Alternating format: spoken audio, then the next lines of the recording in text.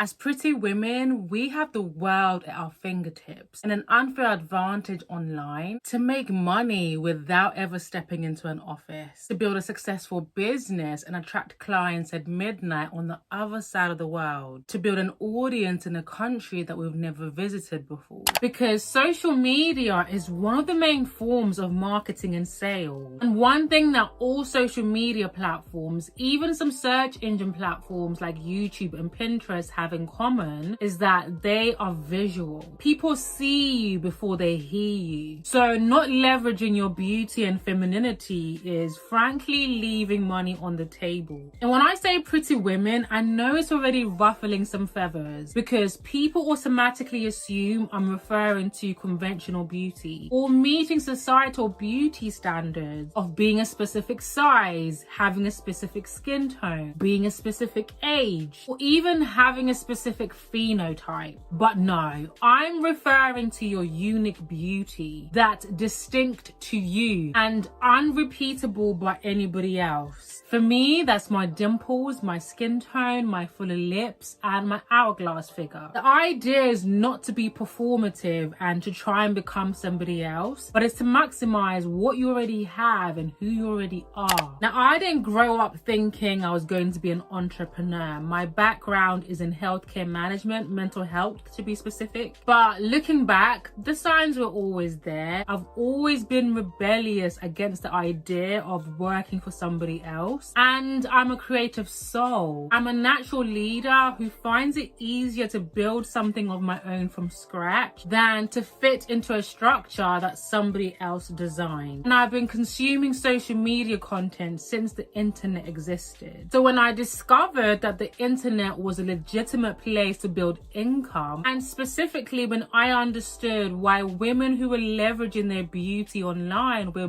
building their businesses faster and converting audiences more effectively than the women who kept their beauty separate from their brand, everything shifted. I stopped toning down my beauty to be taken seriously or hiding it to be respected. I stopped being guilty for having pretty privilege. The online business space doesn't talk enough about beauty premium being real. Consumers, clients, and brand managers respond differently to people that they perceive to be attractive. They attribute more competence, more trustworthiness, more authority to attractive people before a single word has been said. It's not my opinion, it's a fact of the world that we operate in. Is it fair? Yes or no, depending on how you look at it. I call it an unfair advantage for female entrepreneurs who are operating in a patriarchal system that wasn't built for them. Pretty privilege exists in online business the same way it exists everywhere else. A polished, intentional, aesthetically cohesive presence gets clicks, follows, brand inquiries at a different level than an equally talented woman who's not communicating her value with her presence. And if you look closely in the online business space, women like Layla Hamosi, Cody Sanchez, Cinna Port, Natalie Dawson, and Rachel Rogers, they are using it intentionally, consciously, and without guilt to build businesses that reflect their talent and expertise. But what does taking advantage of the internet actually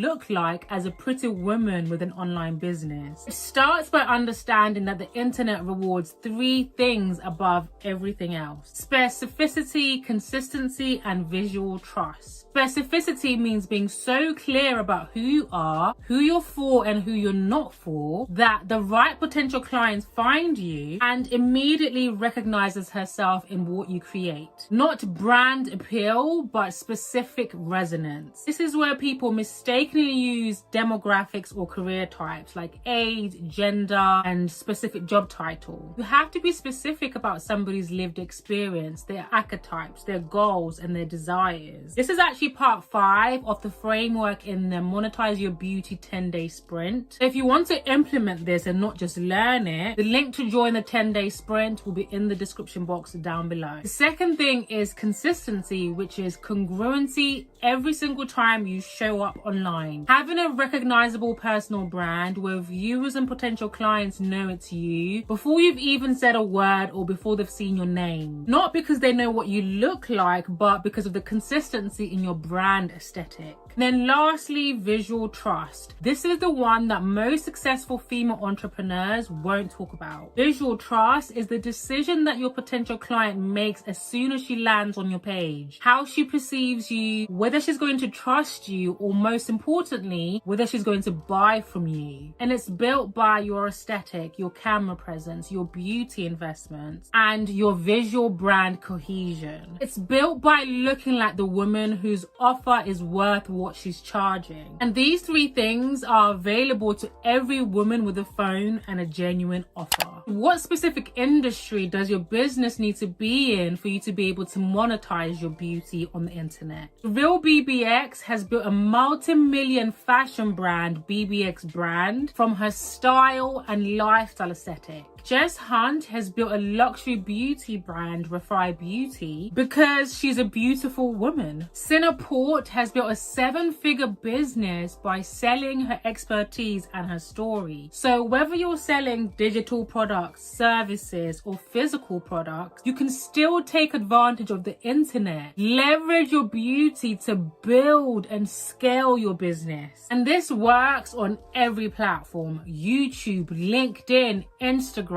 TikTok, Pinterest. And if you don't know what content to create, what platform to create on, I have a free quiz that will tell you your visibility archetype, how to monetize and make quiet money, exactly what platforms you should be showing up on, and the type of content that you need to be creating. That's always linked down in the description box. The successful female entrepreneurs winning online have not found a secret strategy. They have just committed to showing up in an intentional, specific, and visually aligned way. And then they let the internet do the rest. Essentially, they're only doing 20% of the work, while Beauty Buyers, Pretty Privilege, and Beauty Premium is doing 80% of the heavy lifting. It's not about being manipulative, it's just conscious leverage. Because ultimately, everyone has some kind of privilege that's working for them. Whether it's white privilege, feminine privilege, pretty privilege, financial privilege, all of these unconscious biases that are working in their favor,